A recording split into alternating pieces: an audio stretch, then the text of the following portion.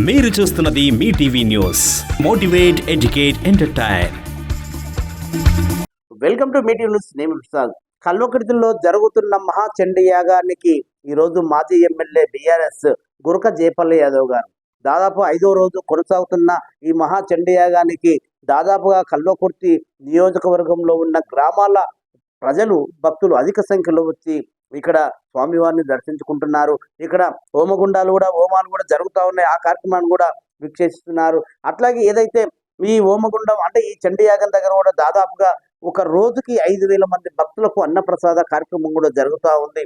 అట్లాగే ఏదైతే సాయంత్రం 7 గంటలకు 8 గంటలకు మనకు ఏదైతే అక్కడ ప్రవచనాలు, కొన్ని కళ్యాణోత్సవ కార్యక్రమాలు కూడా జరుగుతూ ఉన్నాయి. ఎంతో అంగరంగ వైభవంగా జరుగుతున్న ఈ వేడుకలను చూడడానికి చాలా మంది భక్తులు హాజరవుతా ఉన్నారు.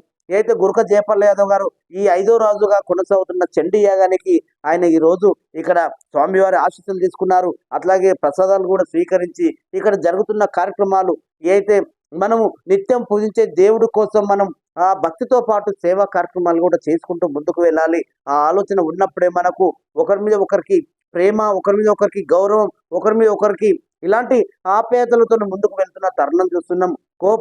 కోపాలతో మనం క్షణకావేశంలో తీసుకుంటున్న ఆలోచనని పక్కన పెట్టాలి. ఒకరిని ఇబ్బంది పెట్టాలనే ఆలోచనని తీసివేయాలి. ఒకరిని తొక్కాలనే ఆలోచనని పక్కన పెట్టాలి.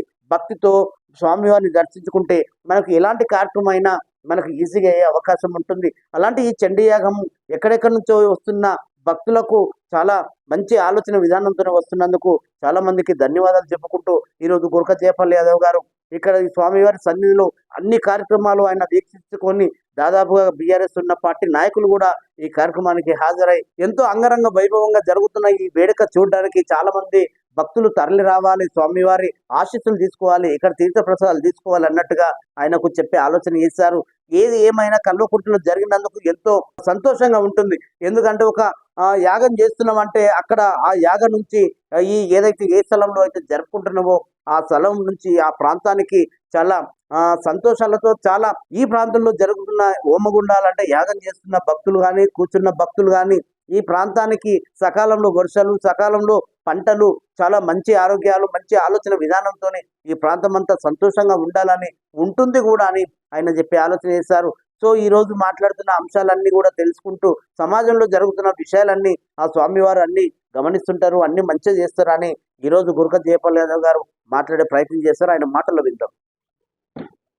శ్రీ శ్రీ శ్రీ కృష్ణజ్యోతి స్వరూపానంద స్వామిజీ గారి ఆధ్వర్యంలో ఇక్కడ శ్రీకృష్ణ కాలచక్రం విష్ణు పంచాయతనము ఆయుధ చండీ అతిరుద్ర మహాయజ్ఞాన్ని ఇక్కడ 19వ తేదీ నుంచి ప్రారంభించడం జరిగింది. మరి ఆగస్టు 3వ తేదీ వరకు కూడా ఈ మహాయజ్ఞాలు కానీ, ఇక్కడ కళ్యాణాలు కానీ ప్రతిరోజు ఉదయం నుంచి సాయంత్రం వరకు కూడా వారి ఆధ్వర్యంలో మరి విజయవంతంగా ఇవన్నీ కూడా కార్యక్రమాలు కొనసాగించడం జరుగుతుంది.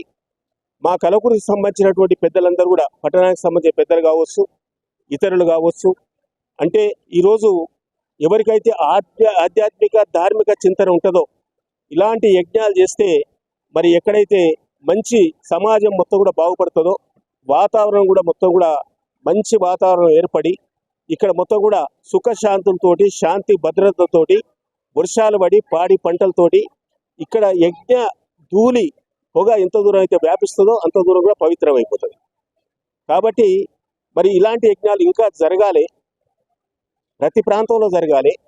అందరూ కూడా ప్రజలు సుఖశాంతులతో జీవించే విధంగా దేవుళ్ళు మనకు దీవెనలు అందించాలి. ఆ విధంగా కలవకుర్తితో పాటు తెలంగాణ రాష్ట్రం, భారతదేశం కూడా ప్రపంచ దేశాల్లో ఒక మంచి సాంప్రదాయాన్ని నెలకొల్పి ప్రపంచ దేశాలకే ఆదర్శంగా కావాలని చెప్పి స్వామీజీ గారి ఆధ్వర్యంలో ఇంకా చాలా జరగాలి. తప్పకుండా మేమందరం కూడా సహకరిస్తామని మీ ద్వారా తెలియజేస్తాం.